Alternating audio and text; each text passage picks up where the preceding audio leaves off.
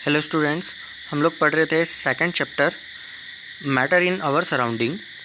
और इससे पहले वाले वीडियो में हम लोगों ने कैरेक्टरिस्टिक्स देखी थी पार्टिकल्स की। मैं आपको थोड़ा सा रिकॉल करवा दूं। हम लोगों ने सबसे पहले मैटर देखा था। मैटर क्या होता है, तो हम लोगों ने इसमें देखा था कि सारे जो मैटर होते हैं हमारे आसपास, जितने भी जो मैटर होते हैं वो छोटे छोटे पार्टिकल से मिलकर के बने हुए होते हैं, जिनको कि हम लोग एटम्स कहते हैं। ठीक है। और इन पार्टिकल्स की या इन एटम्स की हम लोगों ने कैरेक्टरिस्टिक्स देखी थी। इस वीडियो में हम लोग देखने जा रहे हैं स्टेट्स। तो मैटर की कितनी स्टेट्स होती है, तो देखिए जनरली हमारे पास मैटर की 3 स्टेट्स होती है, सॉलिड, लिक्विड और गैस। तो जैसे कि हम लोग यहाँ पर देख पा रहे हैं कि जो पहली जो स्टेट है सॉलिड स्टेट, इसमें आप लोग देख पा रहे हैं यहाँ पर इसके जो एटम हैं बिल्कुल पास पास में होते हैं। इनके बीच में जो स्पेस होता है बहुत कम होता है। जैसे आप लोग लिक्विड वाली जो स्टेट है उसमें आप देख पा रहे हो कि जो लिक्विड है उसमें एटम्स के बीच में या पार्टिकल्स है, हम लोग पार्टिकल कहेंगे, तो पार्टिकल्स के बीच में यहाँ पर मतलब थोड़ा सा ज़्यादा डिस्टेंस है। इसके बाद अगर हम लोग गैशियस स्टेट को अगर देखते हैं, मैटर की गैशियस स्टेट, तो गैशियस स्टेट में जो पार्टिकल्स होते हैं वो बहुत ज़्यादा दूरी पर होते हैं। It means they are too far from each other, बहुत ज़्यादा दूरी पर होते हैं। जैसे कि अब हम लोग यहाँ पर देखेंगे एक क्राइटेरिया है हमारे पास। जैसे हम लोग शेप और साइज़ की अगर बात करते हैं तो हमारे पास जो सॉलिड होते हैं, सॉलिड में हमारे पास है डेफिनेट शेप। मतलब कि अगर हम लोग बात करें तो जो मैटर होते हैं जो कि सॉलिड स्टेट में अगर होते हैं, तो वो जो सॉलिड स्टेट में जितने भी मैटर होते हैं उनमें हम लोग देखते हैं कि डेफिनेट शेप होता है, डेफिनेट शेप और साइज़ होता है। मतलब कि ये कि जैसे आप लोगों ने देखा होगा जो रिजिड चीज़ें होती है, जैसे अगर हम लोग बात करें स्टोन की, अगर हम लोग बात करें डस्टर की, अगर हम लोग बात करें चॉक की, तो दे हैव डेफिनेट शेप, उनका एक शेप निर्धारित होता है। ठीक है। इसके बाद अगर हम लोग उसकी दूसरी चीज़ के बारे में बात करें तो वो होता है हमारे पास डिस्टिंक्ट बाउंड्री एरियाज़। तो डिस्टिंक्ट बाउंड्री एरियाज़ मतलब कि ये देखिए, एक्चुअली हम लोग देखते हैं कि स्टोन का जो बाउंड्री एरिया होता है ना, स्टोन का होता है बाउंड्री एरिया। उसके बाद हम लोग डस्टर की अगर बात करें तो डस्टर का एक आपका रेक्टेंगुलर शेप होता है। ठीक है। चॉक है, आपका चॉक जो होता है वो स्टिक के जैसा उसका एक शेप होता है, या हम लोग सिलेंड्रिकल उसको कह सकते हैं। उसका डिस्टिंक्ट मतलब बाउंड्री एरियाज़ होते हैं उसके। ठीक है। इससे बाहर वो फ्लो होकर के जा नहीं सकता, बह नहीं सकता, वो उसी बाउंड्री के में बंधा हुआ रह जाता है। ठीक है। उसके बाद अगर हम लोग बात करें रिजिड, रिजिड यानी कि कठोर होते हैं, ये ठोस होते हैं, कठोर होते हैं। मतलब जैसा कि अगर हम लोग इनको कंप्रेस करना चाहे या उसको हम लोग प्रेस करना चाहे तो ये इलास्टिक नहीं होते, ये पुश नहीं किए जा सकते, या इनको हम लोग दबा नहीं सकते, है ना। तो ये रिजिड होते हैं, मतलब इनको प्रेशर देने पर भी अपना शेप और साइज़ चेंज नहीं कर सकते हैं, ये चेंज नहीं कर पाते, इसलिए ये कैसे होते हैं, रिजिड होते हैं। इन पर हम लोग प्रेशर दें तो ये अपना साइज़ जो है वो चेंज नहीं कर सकते, इसलिए ये रिजिड होते हैं। इसके बाद हम लोग बात करते हैं कंप्रेसिबिलिटी। मतलब कि जो हमारे पास जो सॉलिड स्टेट में जितने भी जो मटेरियल्स होते हैं या जितने भी जो मैटर्स होते हैं, तो सॉलिड स्टेट में जो मैटर्स होते हैं हम लोग उनको कंप्रेस नहीं कर सकते। इट मीन्स हम लोग उनको दबा नहीं सकते और दबा करके उनका वॉल्यूम कम नहीं कर सकते, है ना। तो ये इनकम्प्रेसिबल होते हैं, है ना। इनको हम लोग दबा नहीं सकते, इनको हम लोग कंप्रेस नहीं कर सकते। ठीक है। इसके बाद हमारे पास लास्ट इसकी जो प्रॉपर्टी हमारे पास देखने के लिए मिलती है हमें, definite volume. Definite volume it means इनका जो वॉल्यूम है वो डेफिनेट होता है, इनका वॉल्यूम चेंज नहीं होता कभी भी। ठीक है। जैसे कि अगर अब हम लोग बात करें लिक्विड स्टेट में, तो लिक्विड स्टेट में अगर हम लोग बात करें तो हमारे पास फर्स्ट इसकी जो कैरेक्टरिस्टिक्स होती है लिक्विड स्टेट की, तो यहाँ पर हमारे पास होता है नो डेफिनेट शेप, है ना। तो हमारे पास जो है नो डेफिनेट शेप, यानी कि जितने भी जो लिक्विड्स होते हैं उनका कोई डेफिनेट शेप नहीं होता। जैसे कि अगर हम लोग बात करें जैसे वाटर की, वाटर को अगर हम लोग बकेट में डालें तो बकेट का शेप ले लेगा, है ना। उसको अगर हम लोग जग में डालें तो जग का शेप ले लेगा। इसके बाद अगर हम लोग उसको बोतल में फिल कर दें तो बोतल का शेप ले लेगा, ग्लास में भर दें तो ग्लास का शेप ले लेगा। It means they have no definite shape. मतलब जो जितने भी जो लिक्विड्स होते हैं उनका कोई डेफिनेट शेप नहीं होता। उसको जिस कंटेनर में या जिस बर्तन में डालेंगे वो उसका शेप ले लेता है। उसके बाद हमारे पास आता है नो डेफिनेट बाउंड्री एरियाज़, मतलब उसकी जो है कोई भी boundary areas, definite boundary areas नहीं होती है। अगर हम लोग उसको फर्श पर अगर डाल दें तो उसके जो एटम है एक दूसरे से दूर जाने लगते हैं और जो भी मतलब उसके जो पार्टिकल है वो एक दूसरे से दूर होकर के वो पूरे फर्श पर फैल जाता है और जहाँ तक उसको एप्रोप्रिएट स्पेस मिलता है वो फैलता चला जाता है। ठीक है, तो ये उसका कोई डेफिनेट बाउंड्री एरिया नहीं होता है। उसके बाद इनमें फ्लूइडिटी का एक गुण पाया जाता है। फ्लूइडिटी यानी बहना, ये फ्लो हो सकते हैं, मतलब फ्लूइडिटी ये बह सकते हैं। ठीक है, तो जैसे कि अगर हम लोग वाटर को या ऐसे जो लिक्विड्स होते हैं उनको अगर हम लोग किसी ऊंची जगह से अगर छोड़ दिया जाए तो जहाँ तक उनको नीचा जो भी स्लोप मिलता है या इस तरीके की जो स्लोप वाली जो जगह होती है, जो इस तरीके का जो एरिया होता है, वो वहाँ पर क्या करते हैं ऊपर वाली हाइट से या ऊपर वाले प्लेस से वो नीचे की तरफ फ़्लो होने लगते हैं। तो इनमें फ़्लो होने की एक एबिलिटी होती है सारे के सारे लिक्विड्स में। इसके बाद अगर हम लोग बात करें तो लो कंप्रेसिबिलिटी, मतलब लो कंप्रेसिबल, तो ये जो होते अगर हम लोग इनके ऊपर प्रेशर डाल करके अगर हम लोग इस पर दबाव डालें, प्रेशर डालें, तो ये इनकी कंप्रेसिबिलिटी बहुत लो होती है। हम लोग इनको ज़्यादा दबा नहीं सकते। ठीक है, थोड़े बहुत ये कंप्रेस हो जाते हैं लेकिन बहुत ज़्यादा इनमें कंप्रेसिबिलिटी नहीं होती। इसके बाद अगर हम लोग बात करें डेफिनेट वॉल्यूम, तो जो लिक्विड्स होते हैं उनका एक डेफिनेट वॉल्यूम होता है। हम लोग शेप ज़रूर इसका चेंज हो जाता है लेकिन उसका डेफिनेट वॉल्यूम होता है। अगर हम लोग उसी वाटर को अगर बकेट में लेते हैं तो बकेट के शेप का ज़रूर हो जाएगा लेकिन उसका जितना जो वॉल्यूम है वो उतना ही रहेगा। हम लोग उतने ही वाटर को अगर मग में ले लेते हैं तो वो मग का शेप ले लेगा लेकिन वहाँ पर वॉल्यूम डेफिनेट रहेगा। ध्यान रखिए, यहाँ पर ध्यान रखने वाली बात यह है कि हमारे पास इसका नो डेफिनेट शेप, हमारे पास इसका शेप जो है वो डेफिनेट नहीं है बट हमारे पास डेफिनेट वॉल्यूम है। हमारे पास इसका डेफिनेट वॉल्यूम है, यानी कि इसका वॉल्यूम चेंज नहीं होता, उसका वॉल्यूम फिक्स होता है, इसलिए हम लोग इसे कहते हैं डेफिनेट वॉल्यूम। ठीक है, इसके बाद अगर हम लोग बात करें गैशियस स्टेट की, तो मैटर की जो तीसरी स्टेट होती है वो गैशियस स्टेट होती है। ये सारी फिजिकल स्टेट्स हैं इनकी। तो गैशियस स्टेट की अगर हम लोग बात करें तो नो डेफिनेट शेप, जहाँ पर गैस जो होती है गैस का कोई भी शेप नहीं होता। ठीक है, अगर हम लोग इसको बलून में भर दें तो ये बलून के शेप में आ जाती है। और अगर हम लोग बात करें जो हमारे जो व्हीकल्स होते हैं, व्हीकल्स के जो टायर आप लोगों ने देखा होगा सर्कुलर टाइप के जो होते हैं, अगर हम लोग उसमें भर दें तो वो उसके शेप का हो जाता है।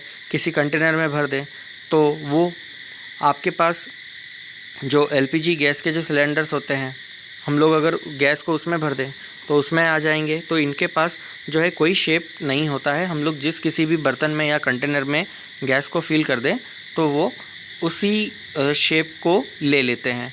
ठीक है, इसके बाद हम लोग बात करें नो डेफिनेट बाउंड्री एरियाज़।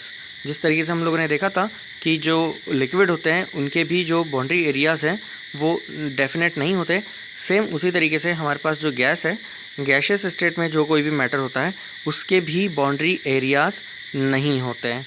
ठीक है, इसके बाद हम लोग देखते हैं कि फ्लूइडिटी, जैसे कि लिक्विड्स एक प्लेस से दूसरी प्लेस पर अगर हम लोग उसको फ़्लो करवा दें तो वो फ़्लो हो सकते हैं। तो उसी तरीके से जो जितनी भी जो गैसेस होती हैं वो भी फ़्लो होती है। जनरली हम लोगों को पता ही है जो एयर करंट्स होती है जो कि बहती है, धाराएं, हवा की धाराएं जो बहती है, उसी तरीके से हमारे पास जो गैसेस होती है, जितनी भी जो गैस होती है वो उनमें भी फ़्लो होने का जो प्रॉपर्टी होती है वो पाई जाती है। इसके बाद हाईली कंप्रेसिबल होते हैं, ये हाई कंप्रेसिबिलिटी इनमें होती है। तो ये जो है हम लोग गैसेस को हाईली कंप्रेस किया जा सकता है, इस पर हम लोग प्रेशर लगा करके इसको काफ़ी ज़्यादा हम लोग इसको कंप्रेस कर सकते हैं। ठीक है, तो ये हाईली कंप्रेस होते हैं। इसके बाद नो डेफिनेट वॉल्यूम, मतलब कि ये कि जब हम लोग इन पर हाई प्रेशर अप्लाई करते हैं तो प्रेशर अप्लाई करने के बाद हम लोग ये पाते हैं कि इनका जो वॉल्यूम है ये चेंज हो जाता है, इनका जो वॉल्यूम है ये चेंज हो जाता है। तो इस तरीके से हम लोग अगर किसी गैस को कंटेनर में फिल करके अगर उसको कंप्रेस करते हैं तो उसका वॉल्यूम हम लोग यहाँ पर कम कर सकते हैं। ठीक है। तो ये जो होते हैं इनका जो वॉल्यूम है वो डेफिनेट नहीं होता है, ठीक है। जितना एरिया ये फ्री स्पेस में कवर करते हैं, इसके बाद अगर हम लोग इसको कंटेनर में फिल कर कर इन पर प्रेशर दें तो ये अपना जो जिस स्पेस में जितने फैले हुए हैं वो कम स्पेस में आने का कोशिश करते हैं, या वो कम स्पेस को आप घेरने लगते हैं। जैसे ही फिर यहाँ से प्रेशर हटा देते हैं तो फिर वापस से वो उसी स्पेस में आने की कोशिश करते हैं। तो इसका मतलब ये हुआ कि ये जो है जितना वॉल्यूम जो है इनका डेफिनेट नहीं होता है, ठीक है। उसके बाद हम लोग बात करेंगे change of state of matter. मतलब कि हम आपको ये बता दें कि यहाँ पर जो मैटर्स है, एक ही मैटर की अगर हम लोग बात करें तो वो अलग अलग स्टेट भी चेंज कर सकता है।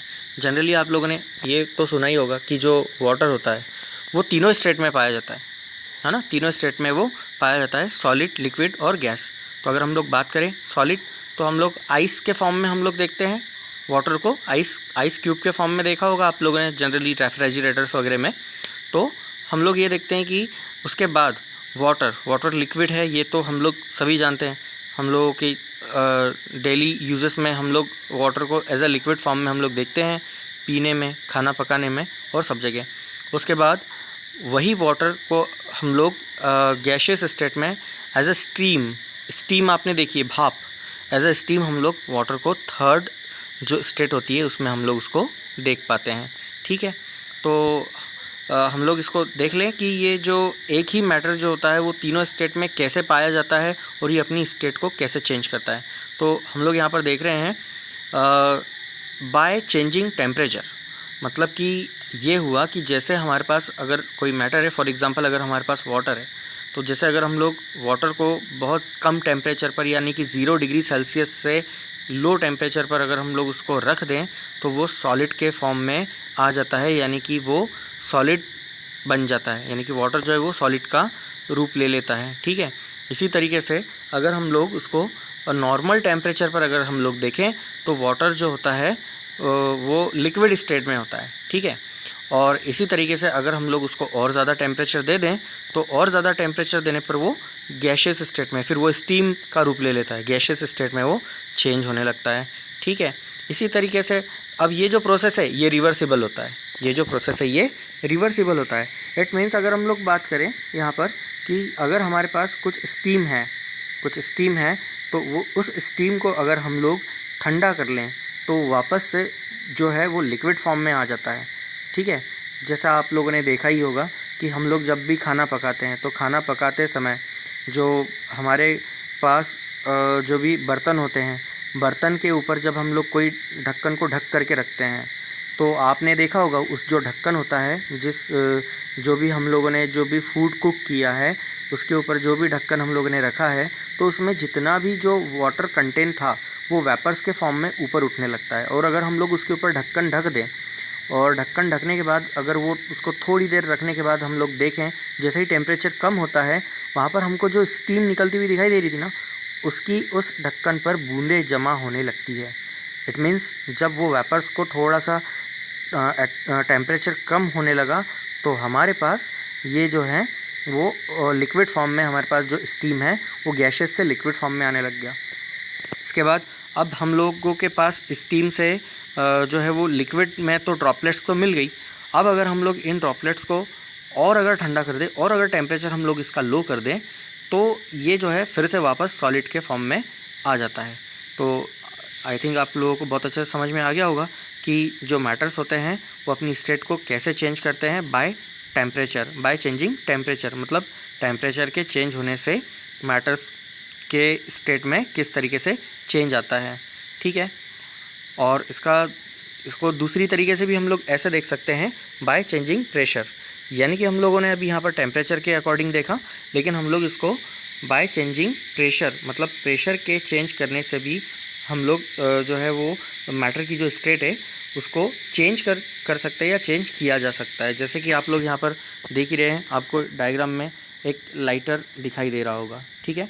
अब ये जो लाइटर है ये इस तरीके का लाइटर आप लोगों ने जनरली देखा होगा जिसमें हम लोगों को एक लिक्विड सा भरा हुआ दिखाई देता है, ठीक है। तो एक्चुअली क्या है ये लिक्विफाइड गैस है, ठीक है। क्या है, ये लिक्विफाइड गैस है। यहाँ पर जो है इस गैस को कंप्रेस करके लिक्विड फॉर्म में लाया गया है। ठीक है, तो जैसे ये नेचुरल गैस हो सकती है या एलपीजी गैस हो सकती है, जिसको कि हम लोग हाईली इसको कंप्रेस करके हम लोग इसको लिक्विड फॉर्म में ले आते हैं। फिर जैसे ही आपको यहाँ पर एक वो ब्लैक कलर का एक बटन दिखाई दे रहा होगा, उस बटन को हम लोग जैसे ही प्रेस करते हैं उसमें से गैस को निकलने के लिए स्पेस मिलता है और वो गैशियस फॉर्म में उड़ने लगती है। ठीक है, तब वो लिक्विड जैसा नहीं निकलता, तब वो गैशियस फॉर्म में निकलने लगती है। हम लोग उसका जो कंप्रेस किया हुआ जो गैस है, जो कि लिक्विड फॉर्म में हम लोगों को दिखाई दे रहा है, अब वो गैस बन करके जैसे ही हम लोग उसको बटन को प्रेस करते हैं उसका प्रेशर कम होता है और वो गैस बन करके ऊपर की तरफ निकलने लगता है। ठीक है, तो इस तरीके से हम लोगों ने देखा कि गैसेस को कंप्रेस करके, हाईली कंप्रेस करके हम लोग उसको लिक्विड स्टेट में ला सकते हैं। इसी तरीके से जो गैसेस को लिक्विड स्टेट में हम लोग ले करके आए हैं, और अगर हम लोग उनको और ज़्यादा कंप्रेस करें तो हम लोग उसको सॉलिड में भी चेंज कर सकते हैं। इसका हमारे पास एग्ज़ाम्पल है, जैसे आप लोगों ने ड्राई आइस के बारे में सुना होगा। ड्राई आइस जो होती है वो अगर आप देखेंगे तो कार्बन डाइऑक्साइड होती है। कार्बन डाइऑक्साइड को हम लोग बहुत ज़्यादा प्रेशर और लो टेम्परेचर पर उसको अप्लाई करके जो है गैशियस स्टेट से हम लोग उसको सॉलिड स्टेट में बदल देते हैं। एक्चुअली अब ये तो था एक गैस, कार्बन डाइऑक्साइड एक गैस है, लेकिन हम लोग उसको क्या करते हैं, उसको सॉलिड स्टेट पर ले आते हैं। Okay, thank you.